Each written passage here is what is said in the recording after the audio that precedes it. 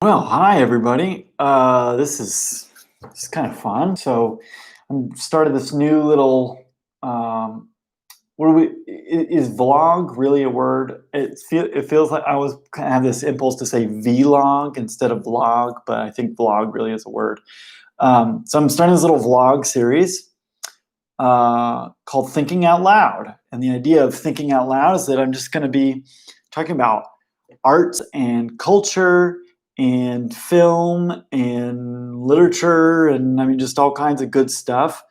Um, and the idea of it is to look at all those things, culture, art, literature, film, through the lens of human psychology. So I'm a licensed professional counselor in South Carolina, and so I have particular insights about why people do what they do and about meaning and how humans behave that I think are kind of interesting, and they interact really interestingly with culture and literature, film, art, all that kind of stuff.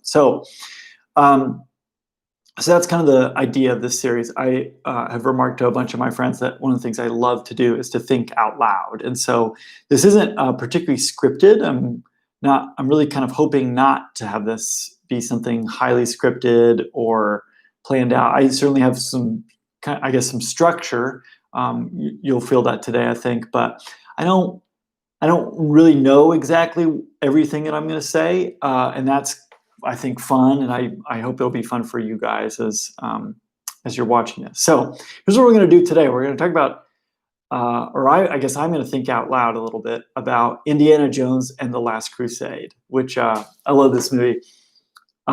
We didn't have a lot of movies when I was growing up. Yeah, I mean we had some, but we had this wonderful old VHS tape of Indiana Jones and the Last Crusade. Love the movie. It's definitely my favorite of the original Indiana Jones trilogy. And I mean, come on, it's got Sean Connery in it. It's pretty cool. I had this desire to be an archaeologist after I watched that movie so many times because I mean, and of course, what do you think being an archaeologist is that you run around, getting the uh, through hidden temples or whatever and get the artifact of great worth. And of course, it's all very exciting and you get in fist fights. And, my guess is that that's not all that much like real archaeology. Probably a lot of it's digging around in the dirt and making measurements and writing things down in notebooks rather than how Indiana Jones does his thing. But it's all very exciting. Love the movie. So I was thinking about that movie not that long ago, and there's a portion of the film that it seems like there's actually quite a bit of psychological significance that's packed into this. I don't know, it's maybe 10 minutes of the movie. So I thought maybe I could think out loud a little bit about that. So, okay, I'll give you a brief overview of the movie if you haven't seen it. I'm also going to include links in the description for this video. I'll include links to the scenes that I'm going to discuss in full. And so probably if you have not seen the movie or if you haven't seen it in a while, it would be a great thing just to start by going back and watching those clips so you kind of know what we're talking about, or what I'm talking about. Okay, so here's the basic plot summary of this movie. So Indiana Jones is this adventuresome, good-looking, Harrison Ford, very good-looking archaeology professor who often is contracted by museums to go recover valuable artifacts. And he's contacted by this very wealthy guy named Donovan who found this medieval stone tablet, or he's part of a group that found this medieval stone tablet. And it has these long lost directions about where the Holy Grail is hidden. And so Indiana Jones is hired to go find it. His dad, for a long time, was interested in Grail lore and all that. But so they hire Indiana Jones to do it. In part because his father went missing while looking for the Grail. And so, part of it's a search for the Holy Grail, part of it's a search for his father, which of course there's something meaningful there, right? That he's searching for something of extreme value. And one of the things that we sort out is that he has kind of a long lost relationship with his father that's been lost and hidden away. And so maybe this is really what he's going after more than anything, is a relationship with his father. So the trouble is that the Nazis, of course, these are Indiana Jones movies, so the Nazis are also after the Grail.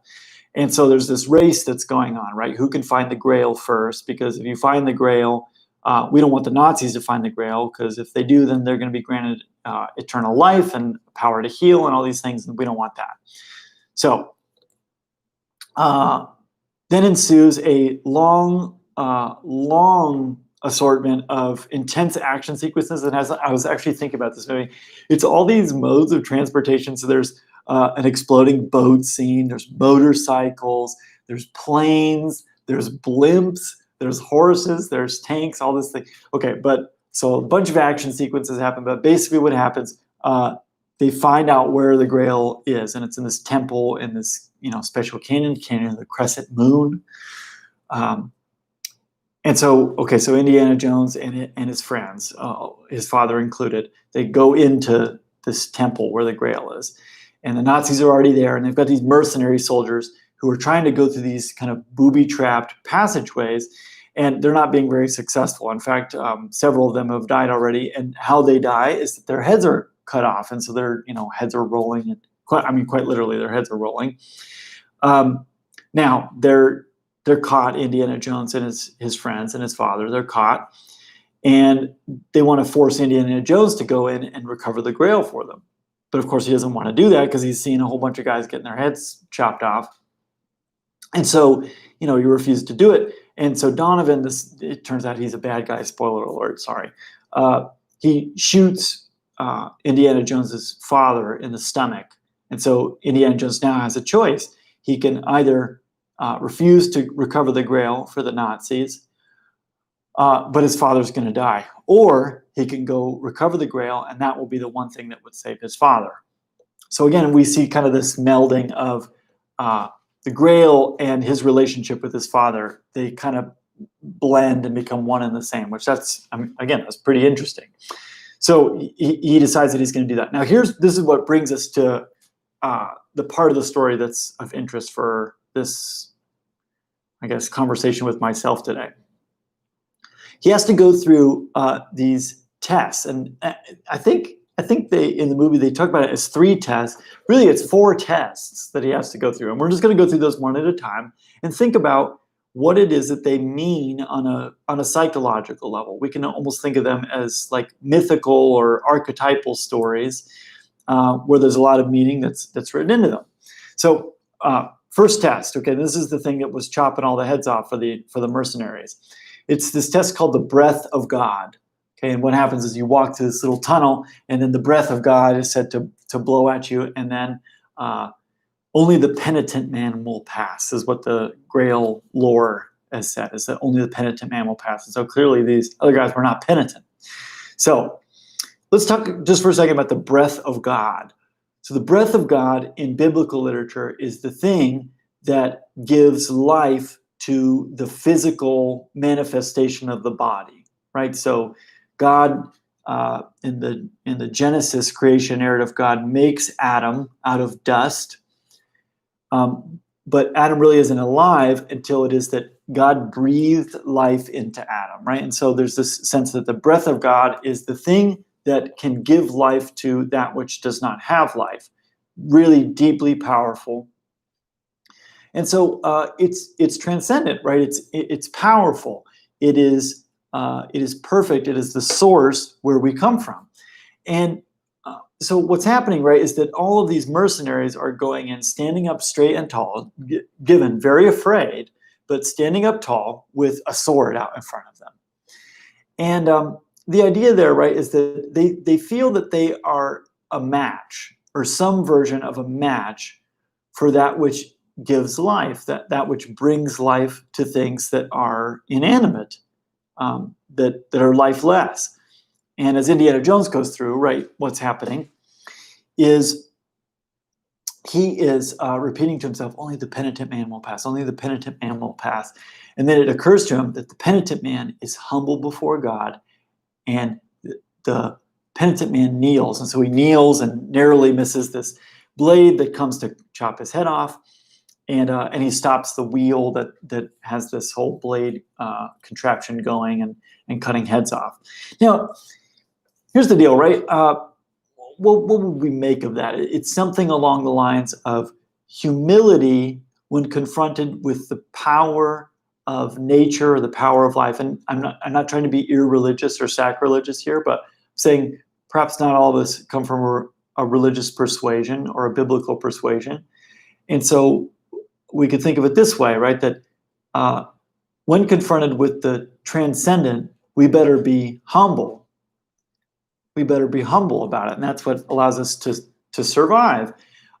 Alfred Adler talked about the need for us to have the courage to be imperfect. And sometimes we can think about it this way, right? To say, well, I'm not what I could be.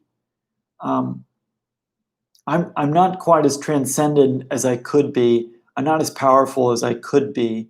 And I'm not even talking about those in selfish terms. One way that we can be powerful is to be under our own control, to be self-controlled. And so, when we're gluttonous or we're lustful or whatever else it might be, if we think kind of like 7 deadly sins, we're not as powerful as we could be if we were self-controlled. Right. And so Indiana Jones, when he confronts the power that brings life to that which is lifeless, that's something akin to nature. When he confronts nature, he acknowledges that he's not greater than it, right? To kneel, it's a posture of submission, of vulnerability, of acceptance, right? It's to say, I'm less powerful and you are more powerful, and I submit myself to that, and I give some honor to that. And penitence, in particular, it's not just humility, but there's a sense of repentance. So it's an acknowledgement of moral transgression. So it's not just, I haven't quite developed. It's that I'm also kind of screwed up. I've not done quite right. Some sorrow over immoral action. Now, this test, okay, the breath of God, it is opposed to pride. In essence, it's opposed to pride. And pride is what stands tall with the weapon out in front that says, this will protect me, I can protect myself, right? And that is a lot of how we, I think, particularly in the modern era, how we go about doing life, is that we have this attitude towards nature that we've fully mastered it because we have a microwave that works in our house. We're very disconnected from the power of nature, of course, until a tornado comes along, or an earthquake, which we just had an earthquake in my area, a small one, but an earthquake or a tsunami or a flood or any of these things. And there's something about when those things happen that we feel a bit put back by life. It's almost as though we feel entitled to have mastery over nature, and then nature on occasion reminds us, no, you're not what gives life. You don't get to decide whether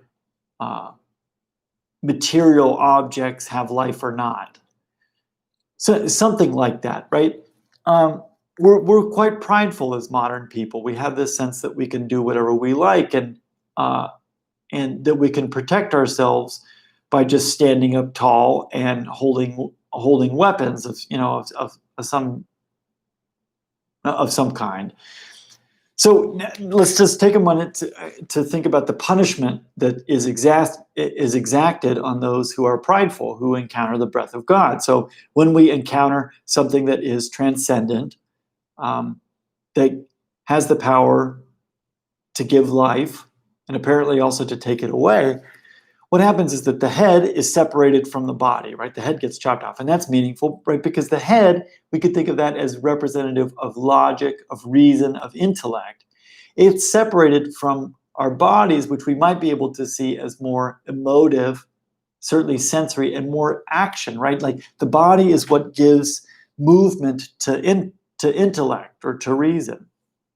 And that's really interesting, right?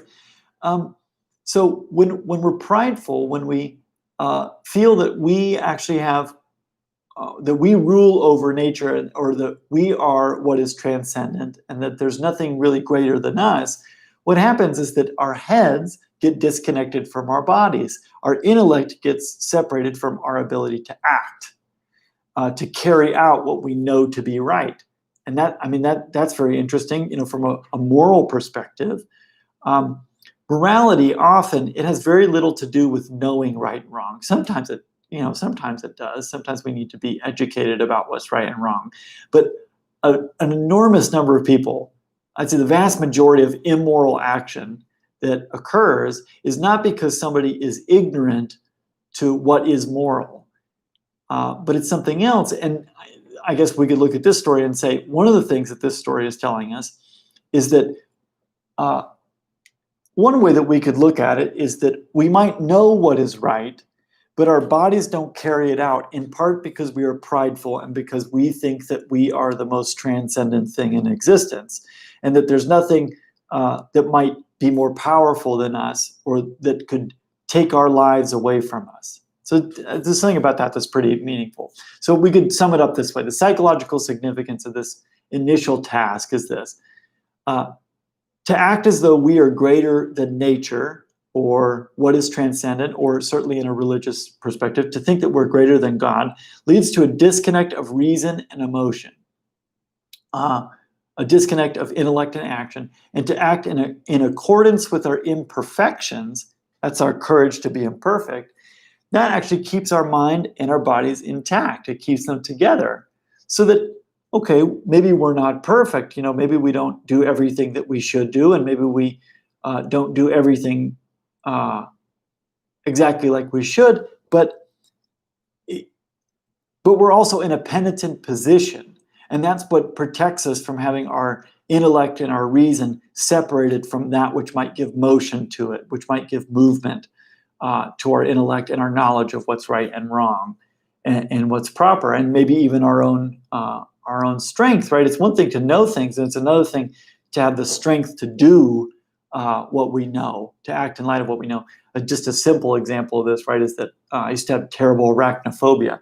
And logically, I understood that spiders were not going to kill me. I had some strange illogical thoughts about it, but I also could see that those thoughts were illogical, that spiders were going to drop on me in the middle of the night and bite into my jugular and inject their venom, and that was going to make its way to my heart, and I was going to have a heart attack. Those were things that I'd think about, but I understood that they were illogical. But whole other thing to get my body to move close to a spider or not to run away. In other words, my head and my body weren't on the same page. And one of the things that I had to do with that was to acknowledge my own weakness, and how I acknowledged it was by moving towards that which was most frightening for me. And what that did is it made me nauseous. So there was this spider at a window, and I'd go stand by the window and stare at this spider with just a few inches between me and the spider, but of course a window between us. And I felt nauseous, and I felt incredibly anxious and afraid. And that was weakness that I really didn't want to confront, right? Which is why I would just avoid spiders, is I didn't want to acknowledge that weakness in me or that vulnerability. And so rather, when I acted in accordance with my imperfections, with my own weaknesses, with my own vulnerabilities, that is actually what helped me to overcome my fear of spiders and to get my body and my mind on the same page to reconnect them after my kind of metaphorical decapitation. That got a little weird, but I think we got it. Okay, so here's the deal. So this next task, we'll move through this quite a bit quicker. Next, and I'm sorry, I'm like rubbing my nose over here. I got like an allergy or something going on. No COVID, I swear. Okay, so next test, the Word of God, or they also call it the name of God. So Indiana Jones comes to this place, and there's all these, let's say, it's almost like tiles out on this flat ground, and there's Latin letters written on each of these tiles, one letter per tile. And the question here is, well, some of the tiles, if you step on them, you're going to fall through into this abyss. They're not solid, right? They don't stand up under the weight of us. That's psychologically significant. And so for Indiana Jones, what he has to do is he has to know the name of God and step on the tiles that spell out the name of God, and that's what will get him safely across. So here's what happens, right? So he says, well, the name of God is Jehovah, and it starts with J. And so he steps on the J and falls straight through because, of course, Jehovah in the Latin alphabet, using the Latin alphabet, Jehovah starts with an I. And so he almost dies, but pulls himself back up, reminds himself of this fact, and then makes his way across. So, okay, let's talk for a second about the name of God. And we'll talk about this both from a religious context, but then, obviously, if some of you aren't entrenched in biblical literature or don't have a religious persuasion, we'll talk about it in a well, I guess you could call it a broader meaning, but I guess if you're religious, you might even look at it as a more narrow meaning. But let's talk about, in biblical literature, the name of God was deeply important. So one of the things that ancient folks would, when cultures came together, there was this question of, well, what God do you worship? And so they need to know the name of their God. Well, I worship Marduk. Well, I worship Ra. Well, I worship Yahweh. And of course, Yahweh is what we translate into Jehovah. So Yahweh, the Hebrew translation or pronunciation, and Jehovah is how we kind of translated that from a Latin alphabet. So, for instance, when Moses, when he sees the burning bush in the book of Exodus, he hears this, the voice that he clearly recognizes as God, telling him that he needs to go back to Egypt and to free the people of Israel from slavery. And Moses asks him a very interesting question. He says, well, who should I say sent me? In other words, he's saying, well, what's your name?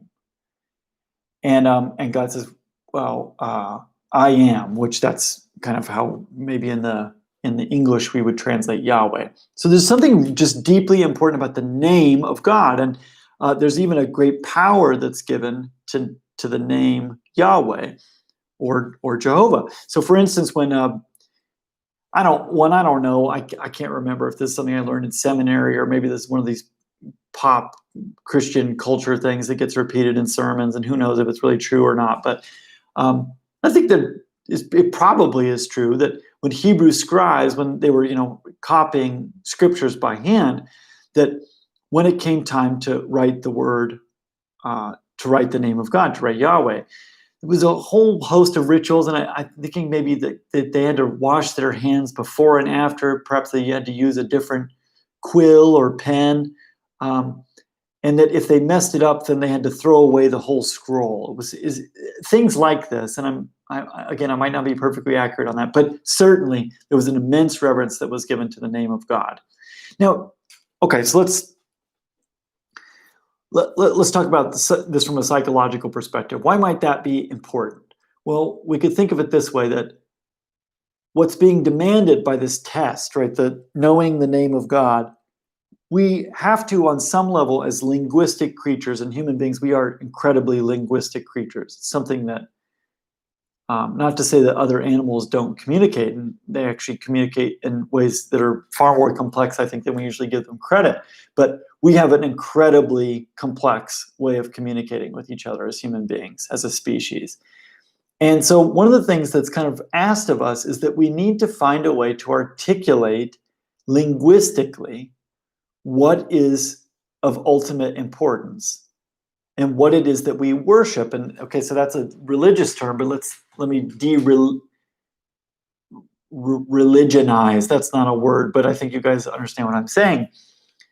Let's pull it out of a religious context. We might say this, that when we say that we worship something, what we're doing is we're saying, this is something that is so valuable that I am willing to sacrifice for it, that I'm willing to endure suffering for it, that I'm willing to forego pleasure for it.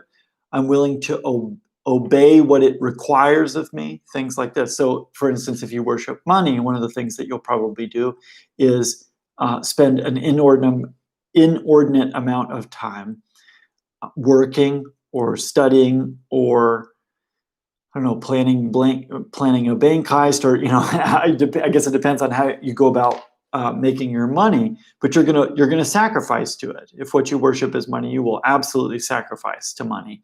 If what you value is, if what you worship is the approval of others, you'll do anything.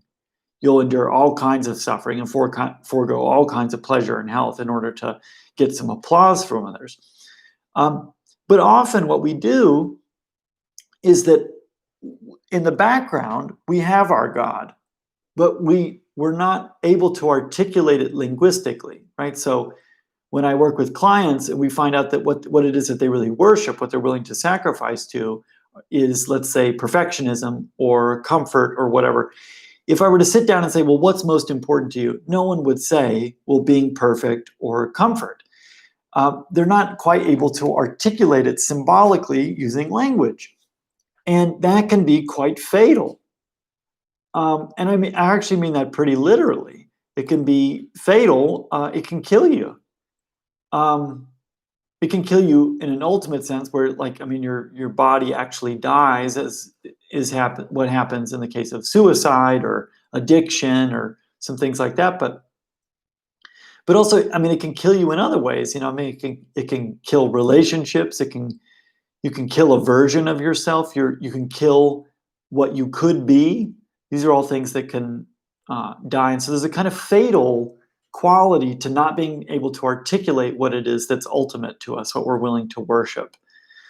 Now, I don't want to skip this, right? That there's something pretty interesting about the fact that he misspells it, and that almost is fatal for him. That's a near fatal thing. And I feel like there's something there about being encapsulated in our own experience or culture. Maybe we could think of it as family too, right? So he's operating as an American male, and so there's a J sound, and so, well, that's a J. And of course then he's wrong about that, and it almost kills him.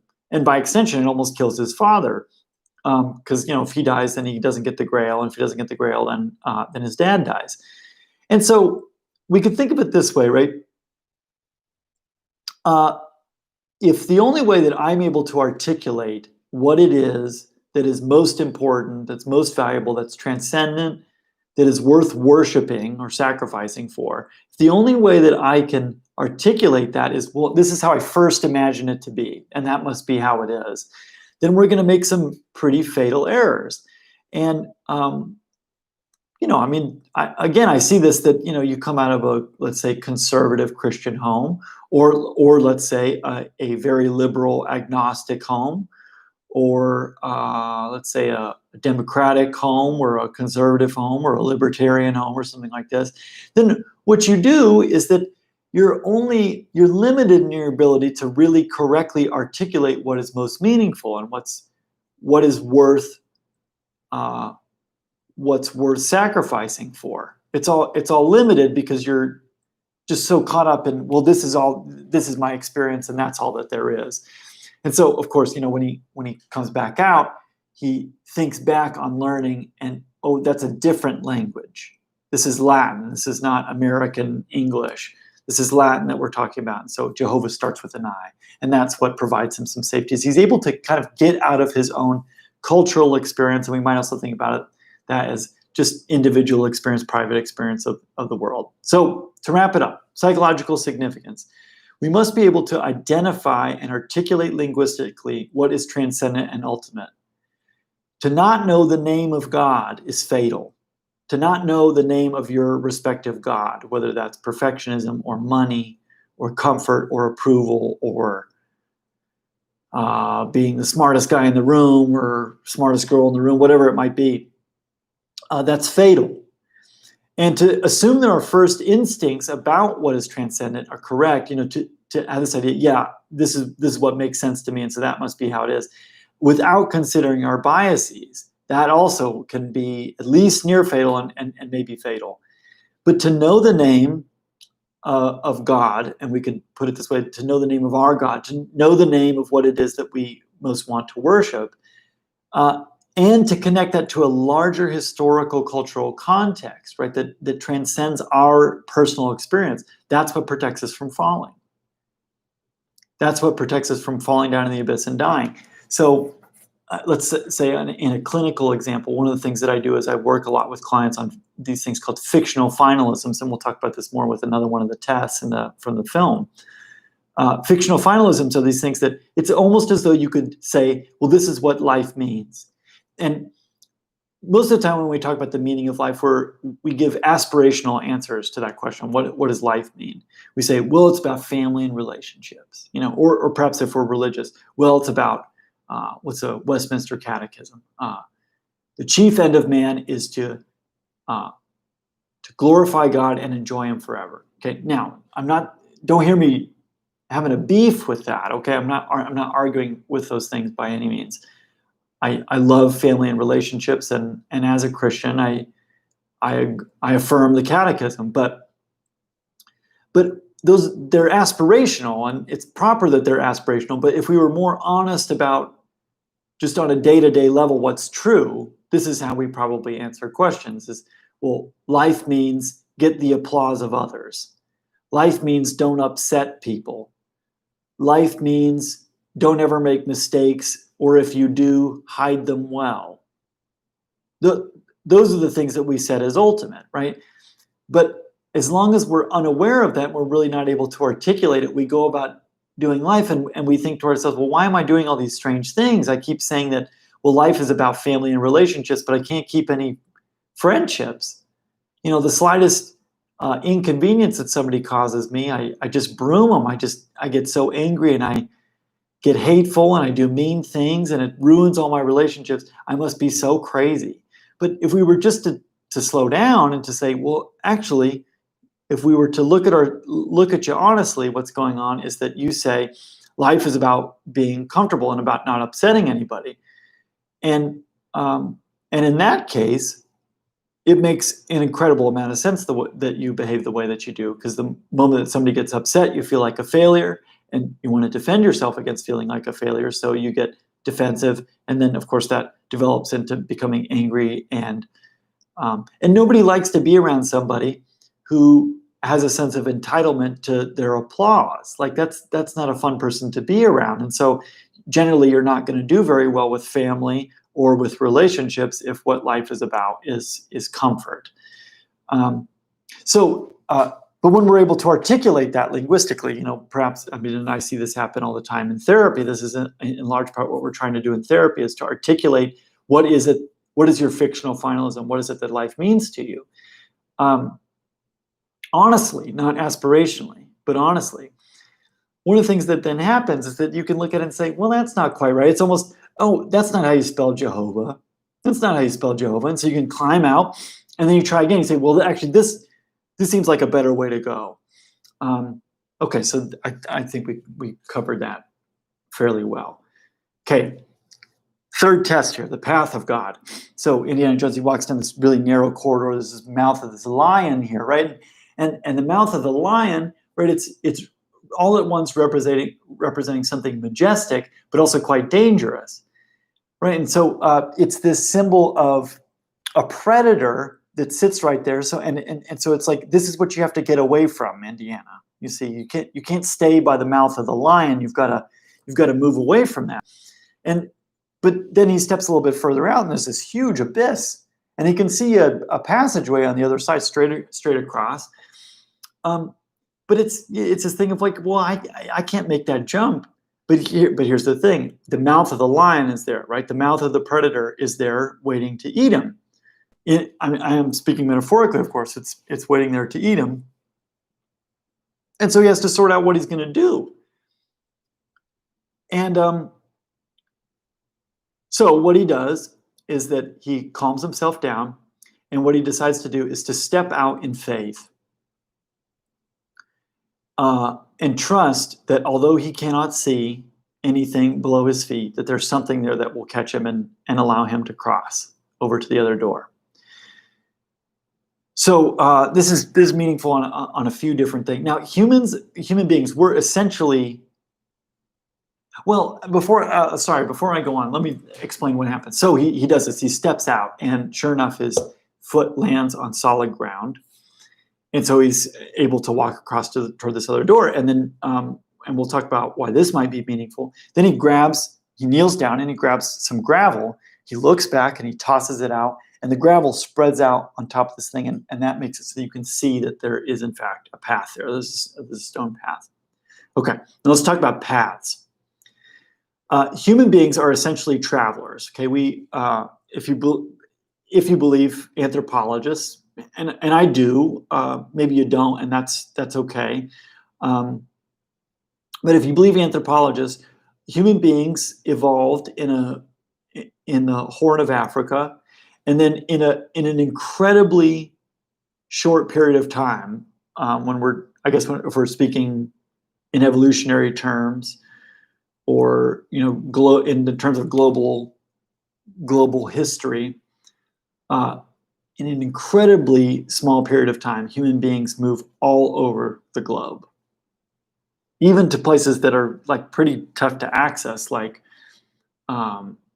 Polynesia and Australia. I mean, these are not easy places to get to, and human beings even got there. So in a lot of ways, what we are as a species is we're travelers, right? We're very much travelers. Even if you don't think that, okay, let's say that you're a six-day creationist Christian, conservative evangelical. You can think of it this way, right? That the call of God in Genesis is to multiply and scatter, multiply and scatter, multiply and scatter. And God's rebuke of the people of Babel is in large part is that they refuse to scatter. And so he accomplishes his purpose by going down and confusing their language and forces them to scatter. And so, of course, he's sending them on paths. He's making them travel. So you can understand that human beings as a species, we are travelers. And so paths are pretty important to us. Even in scripture, we talk about the straight and narrow path. And what that would mean, right, is that, well, it is straight, it's pretty direct, but it's also, there's not a whole lot of wiggle room here. There's only there's a small matrix of, there's a very small set of things to be done that are proper, right? That's kind of what the straight and narrow might mean. And we use path language for that. That's kind of interesting. Now, and this is where it's really important for us as we're thinking about this film. Paths imply a place of departure and a place of destination. Okay, and a place of departure is, well, this is where I don't want to be. And a place of destination or arrival is, well, that's where I want to be. Alfred Adler talked about that human beings are constantly moving away from a felt minus, that's like the yucky feelings, the way that we don't want to be, towards a felt plus, and that's the yay, I want to feel that way feelings. Now, it's not that we are, there's a spectrum here. A professor of mine used to say that better is always better, better is not always good. And so as we're moving away from a minus towards a plus, it's not that we always feel splendid, but we feel, better. So this is what the lion's mouth represents, right? This is the place of departure. You can't be here, because this is the mouth of the predator, and you have to move away from the mouth of the predator towards something else. So he's got a place of departure and a place of destination. He wants to move away from the mouth of the lion towards this other place where the Holy Grail is kept. Now Indiana Jones, he looks at it and he says, well, impossible. No one can jump this. That's what he says. Impossible. No one could jump this. And of course, he's correct. There's something here that is meaningful about being or becoming. Lots of people want to be things. Not many people want to become things. It's like lots of people want to be a doctor because they want the prestige and they would love the salary and they like to do all the exciting things like cool surgeries. And, doctors they're afforded lots of cool things that the rest of us aren't. Everybody would kind of like to be well, not everybody, but a lot of people would like to be a doctor. But do you want to do all the studying? Do you want to not go to that? Do you not want to not hang out with your friends in college because you have to study the extra 7 hours for the biology exam to keep your GPA up high enough so you can get into a med school?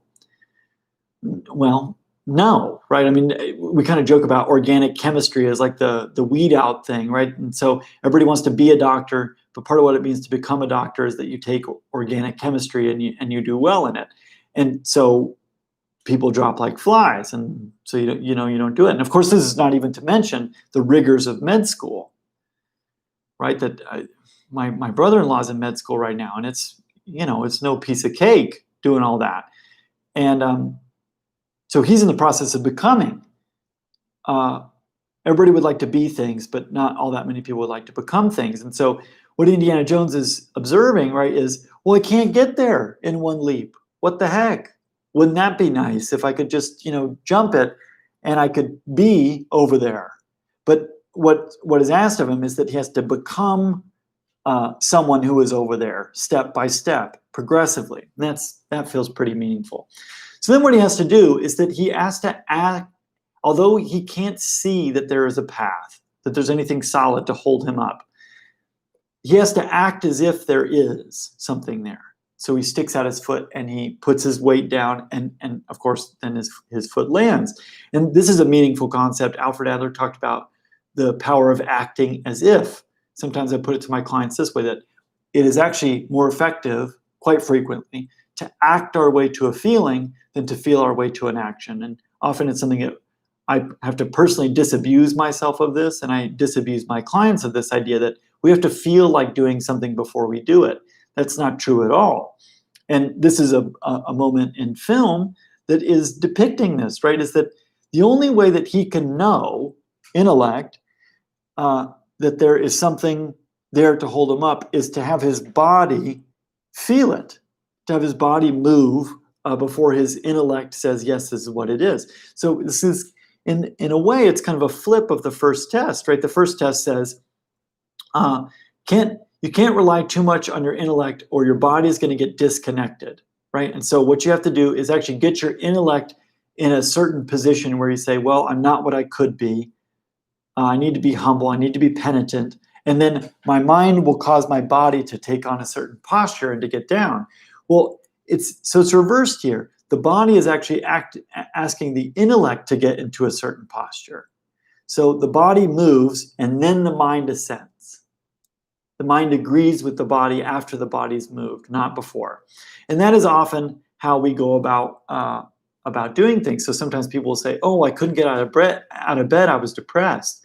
And that's not untrue, but it's also true. We could reverse it and say, well, you're also depressed because you're not getting out of bed. Because when you don't get out of bed, you're not productive. And when you're not productive, you don't feel like you contribute. When you don't feel like you contribute, you don't really have a sense of belonging. And if you don't have a sense of belonging, then we're really chipping away at some pretty foundational stuff. We think Maslow's hierarchy of needs, right? It's physical needs, safety needs, and then the next thing are belonging needs. We really have a deep need to belong. And in part, how we do that is that we contribute. We do that by getting our butts out of bed and doing something. It's not really about making money so much as it is about lending a hand. So we can just see there's a bidirectional relationship there, right? That sometimes it's that the body follows the mind, but it's also the other way around. That sometimes the mind follows the body. And so after Indiana Jones gets to the far side, then what he's able to do, after his body has moved out away from the mouth of the predator towards where he needs to be, then he's able to look back and in a way reconstruct or represent what he's gone through to himself with more certainty, right? So he throws the gravel and now it's like, okay, I've done it and now I know it because I did it. It's not I know it and therefore I can do it. Sometimes it's I did it and therefore I know it and I can remember even. Okay, so I could sum it up this way. To get away from our places of departure and arrive at our destinations, it's often required that we act before knowing that it will be safe. This is something I tell my clients and I tell my children. Courage, not knowledge or safety, is the remedy to fear and anxiety. It's what, within the context of the film, it's what proves our worth and allows us to be on our way to being what we need to be or to being where we are. That's the process of becoming. Once we've acted, we're able to look back and reconstruct the past, represent the past, to understand how safe we really were. This is done backwards, not forward. So you go ride the roller coaster, and at the end of the roller coaster ride, that's how you know that roller coasters are safe. I mean, yeah, you can look at statistics, but again, that's kind of, that's head separated from body, right? We can know that the roller coaster is safe, but our body shies away from the line to get on. Well, I hope that makes some sense. Okay. Fourth and final task, the Grail choice. Okay, so he crawls through, there's a knight back there, and the knight's in this room full of all these big cups. And the question is, well, which one is the Grail? And the knight makes clear to Donovan now, who's followed behind Indiana Jones and mooched off of all of his courage and bravery, and that happens sometimes too, right? That we represent the past to other people, and they get to benefit from it. And that can be a good thing. It also can be a bit exploitative, and we need to watch out for that. So here's Donovan, and he's in there, and he wants the Grail. He wants the Grail, and he wants it for himself, for power. And so the knight said, well, you have to choose. Now, immediately, well, I guess, perhaps before I go further in the plot, let's stick a pin in it, okay? We're right where Donovan's about to choose the cup, or he's being asked to choose the cup. Let's talk about the Holy Grail. The Holy Grail has become this metaphor that we use to explain, like, oh, that's the Holy Grail of computing science, meaning that's the thing that if we could get that, everything else would pale in comparison. It's the thing of ultimate worth. And that's even entered our, colloquial phrases. We refer to things as Holy Grails, meaning that's as good as it could get. If you could have that, everything else would pale in comparison. So it's the object of infinite value. And because it's of infinite value, we're willing to leave safety. We're willing to dedicate our lives to it. We're willing to risk suffering or failure. It's an ultimate thing. That's maybe a good Tim Keller word for it. It's an ultimate thing. Now, the essential challenge of this choice or test of, how do you pick the Holy Grail out of all these cups is this: are we able as human beings to properly identify what is of ultimate value? Or are we going to pick a knockoff? Now, okay, so we have two guys who drink out of cups, okay, and there's very different results. First, Donovan, okay? Now he's challenged to choose for himself what cup is the Grail. Now, immediately what he does, we're going to look at Donovan's way, and then we'll look at Indiana Jones's way. Donovan's way, the first thing that he does is that he abdicates his choice. He asks Ilsa, this kind of, witchy broad who's with him. He asks her to pick. And she looks around and she picks this, and admittedly, absolutely beautiful cup, which, by the way, looks a lot like the Holy Grails that you might see in paintings or, a fresco or, a medieval fresco or something, which is there such a thing as medieval? I don't even know. I'm not from the art world, but looks very much, it looks almost like stereotypically, it's like, oh yeah, that's the Holy Grail. So he's very entranced with it, and he's entranced with the beauty of it and the fancy schmanciness of it. It's gilded and it's what looks good. It's superficially valuable. It's probably a lot like all the other representations that he's seen before. So again, you can see that he's relying on someone else to tell him what it is, right? He relies on Ilsa, but then probably also on memory and paintings that he's seen in books. And he's just caught up in the trappings of this cup. Now, the other thing that he does is he goes over and he's going to drink. It's very clear that what he is after immortality for himself and power for himself. That's kind of interesting. So he drinks, and let's just say it doesn't go well. I won't get to all the details of what happens to him, but it doesn't go very well. Now, okay, so now it's Indiana Jones's turn after Donovan is melted quite literally into dust. And that's kind of interesting, right? It's from dust you came, from dust you will to dust you will return, and he sure does. And it accelerates that, right? For him to choose poorly, to identify wrongly what is of ultimate value. It accelerates his aging and his death and his return to dust. That's meaningful. Now, Indiana's way.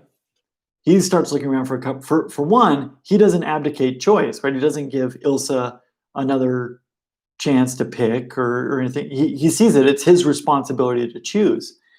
And he doesn't look to Ilsa or to the knight for cues of approval. He's not looking at that either. He really does understand it. This is my responsibility. It's my choice to decide what it is that's of ultimate value here. Now, the second thing that he does is that he remembers the identity of the transcendent. He really has a clear understanding of what it is that's transcendent. So he knows that Christ was a carpenter. And so he looks for the cup of a carpenter, not for the cup of a political king, which is what Donovan found. He found the cup of a political king. But Indiana Jones remembers the identity of what is transcendent. He has a clear idea of its role, of how it functions, of what it does. That's meaningful. He takes this cup, and why he drinks from the cup is not to get immortality for himself or power for himself. What he's doing, he's actually acting as a kind of cup bearer for his father to say, is this the thing? Is this really the thing that will heal my father and save him?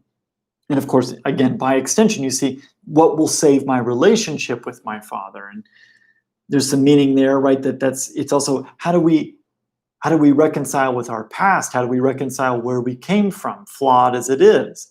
Well, that's all pretty meaningful. So he's not in it for himself.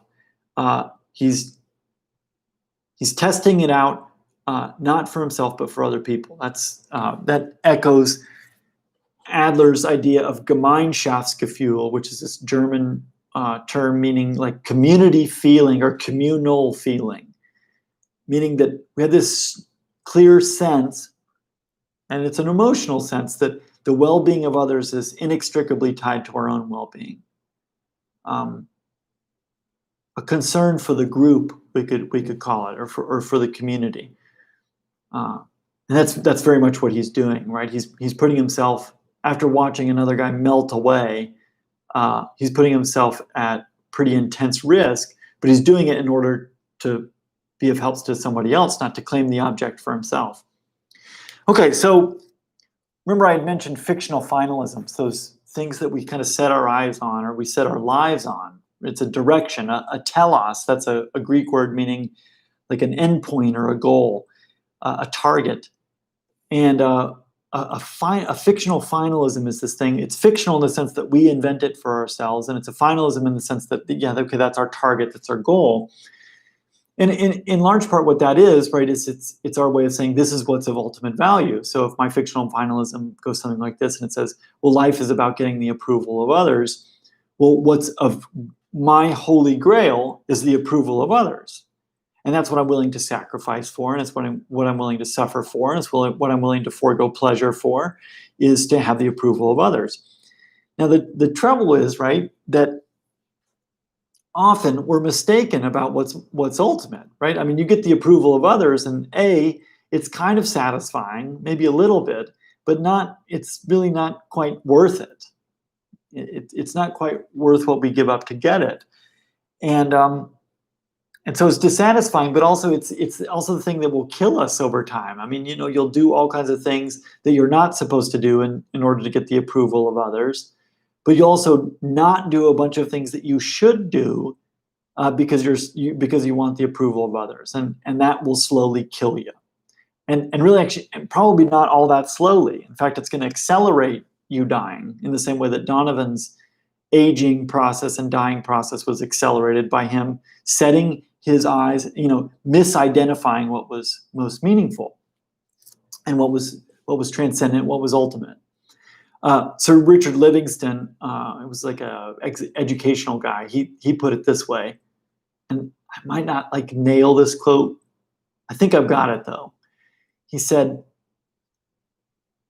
we are apt to think of moral transgression as being due to weakness of character. More often it is due to an inadequate ideal. I'll say it again, and maybe I'll put it in the description of the video too, so you can read it. We are apt to think of moral transgression as being due to weakness of character. More often it is due to an inadequate ideal. What he's getting at here, right, is that we're mistaken about our finalism. We set our sights on something that is inadequate. It doesn't stand up to what we give up to get it. So that's kind of interesting, and seems to kind of manifest itself in this story, or this test of the Grail choice, right? It's, can you pick the thing that really is of ultimate worth? Because if you can't, it's going to speed up your aging and dying process. It's going to kill you. It's going to put you to dust very quickly. But But if you choose the thing of ultimate value, and you don't just choose it for you, but you choose it for others, that's the thing that will bring life. That's the thing that will heal and restore, and that's pretty interesting. Now, one last thing with this, and then I'll wrap all this up because I know I've been talking for a while. Here's the other thing. After it becomes clear that Indiana Jones has chosen wisely, as the knight says, he's picked the Grail. One of the things that the knight tells him is you can't cross the seal that's on the floor down in the front room of the temple. You can't cross that, or the Grail can't leave past that seal. Now that's pretty interesting, because what's happening there, right, is that he's saying you're not allowed to take the thing of great value out into the place where it's easily accessed. And that's psychologically and existentially important for us to understand, that the things that are most meaningful are not easy, and they demand risk, and they demand, let's say, steps of faith. They demand our ability to articulate what it is that's transcendent and ultimate, that is worth worshiping. It demands penitence and a courage to be imperfect, and awareness of our own limitations. It demands some wisdom about the nature of what is ultimate and transcendent and worthy of sacrifice. Right? You don't get to take it out into the world where you don't have to go through those trials to get to it. And then also, right, there's also responsibility. The whole reason that the knight has been there the whole time is because he had a responsibility to protect the Grail. And so that's part of it too, is that you can't have it and not protect it. You can't have, let's say that we might say that having a family is something that is important and worthwhile. Well, you don't get to have a family, or at least a good family, without protecting it. And I don't mean, from robbers or home invaders. I mean from things like petty arguments and quarreling, or competition, or things like that. You don't get to have it without protecting it. And so that's something worth thinking about. That's really interesting. Even if we were to pick something kind of petty like money, like you don't get to have money when you don't protect money. If all you do is you have money and then you spend money, well, you're gonna go broke, and it kind of doesn't matter how much money you make. You're gonna go broke because you're not protecting it. It is worthwhile. It's not ultimate, I don't think, but it's worthwhile. And so to have it, you got to protect it. And you certainly can't have it out there there's no such thing as a free lunch. There's no such thing as free money. So you can't just be out in the world, not engaging in the risky things, not being able to articulate what's worthwhile on some verbal level, without taking any steps of faith, only doing what you feel like doing, and being able to access that which is worthwhile. Okay, I think we're seeing that. That's been super helpful for me to think about. I've got all of these things, applications for myself. I'll sum it up this way, right? Psychological significance of this last test: to gain the object that heals and extends life. And that's what the Grail really does. We must be responsible for our own choice, or choices. We have to choose in accordance with what we know to be truly transcendent. That's interesting. And we have to choose the well-being of others. You can't be a self-encapsulated, getting this and it's going to be for me only. We can never assume that this is something that can be taken into the non-perilous places of life, but has to remain in the more remote caverns of life that are rife with dangers, right? And trials and terrors. And to have ongoing access to what's most meaningful, we have to protect what is most meaningful. Okay.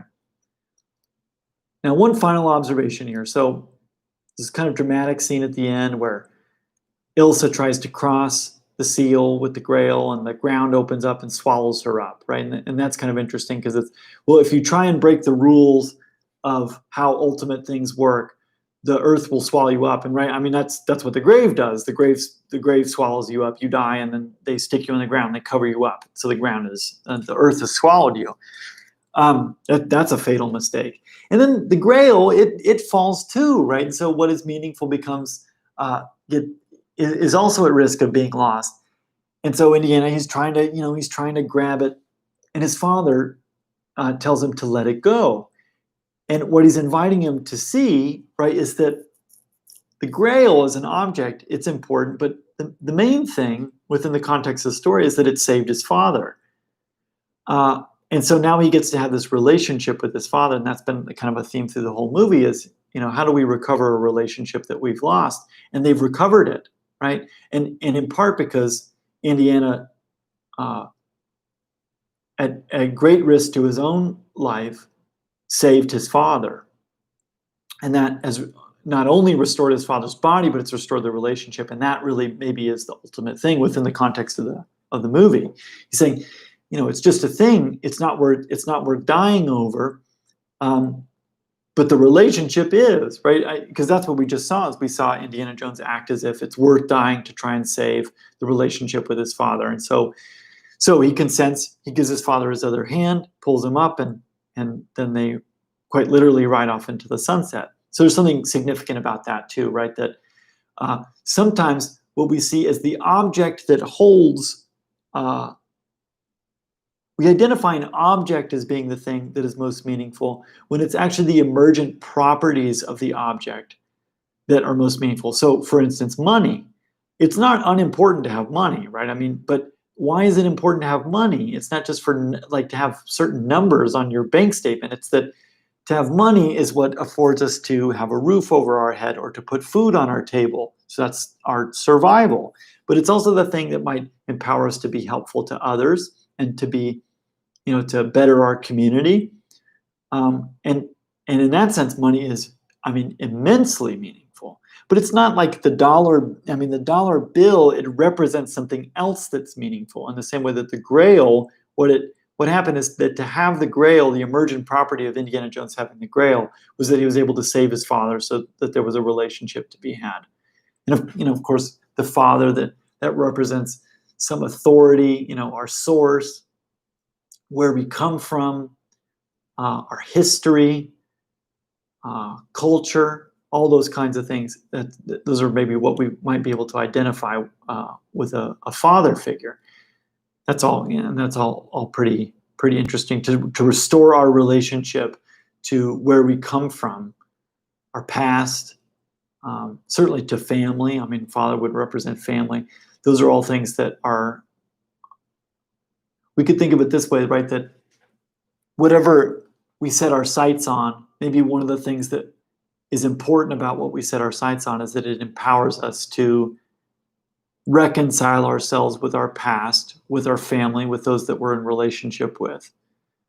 That seems meaningful. Anyways, all this to say, pretty cool that in a movie that I saw when I was a little kid, that there's so much psychological significance packed into just maybe even, 10 minutes, 10, maybe 15 minutes of film.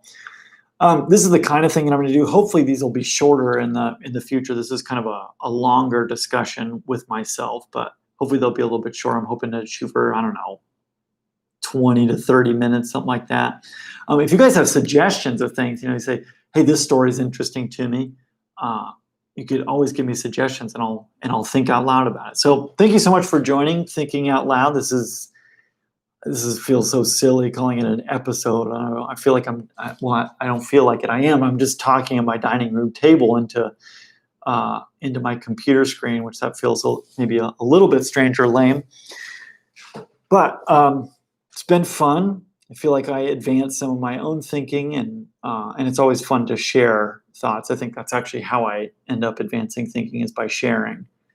Okay, so episode 1, thank you for watching. Feel free to leave comments, to share, subscribe. I feel like I'm such a dweeb vlogger, not by asking you to subscribe, but you're welcome to do it if you'd like. Won't hurt my feelings if you don't. Thank you so much. Bye.